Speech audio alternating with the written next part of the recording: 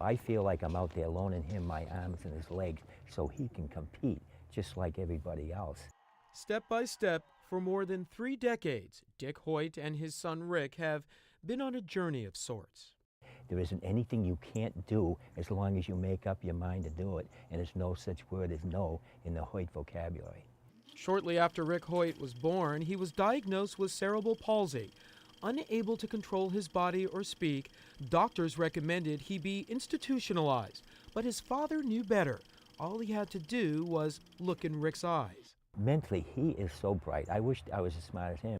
He inspires me, he always have, because the easiest thing for him in the world is to give up. The Hoyts got Rick a special computer to help him communicate and enrolled him in school. While in middle school, he decided he wanted to enter a charity race to support a paralyzed athlete, and he wanted his father to do it with him. Well, at the time I was 40 years old, I was not a runner, and it's all we had was a Mulholland wheelchair, similar to the one he's sitting in now. But that didn't stop either of them. This picture snapped just as they crossed the finish line in 1977. Rick, and he had the biggest smile you ever saw in your life.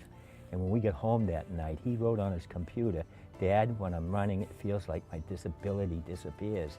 Since then, Rick went on to graduate from Boston University, and their journey has taken them on more than 1,000 races, including 257 triathlons.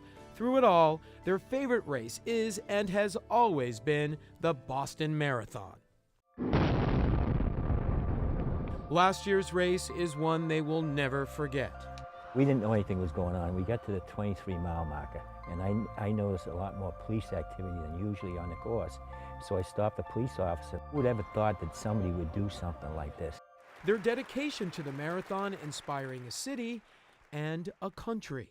In the words of Dick Hoyt, who's pushed his disabled son Rick in 31 Boston marathons, we can't let something like this stop us.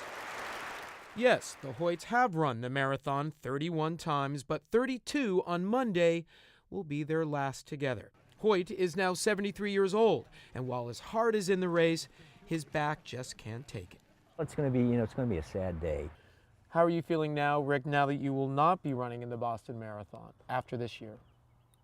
I feel a little sad that Dad and I are not continuing together in the Boston Marathon. They'll keep running smaller races and doing something else they enjoy, sharing their story with others. We've been able to break down a lot of barriers along the way.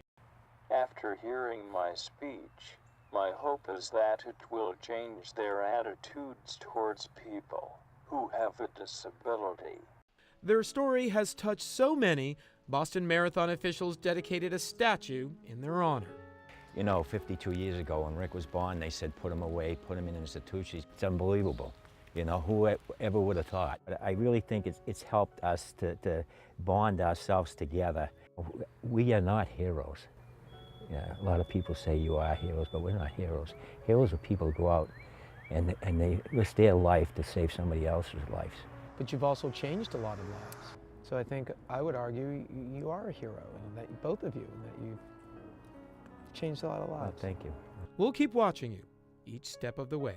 For Unguarded, Jason Carroll, CNN, Boston.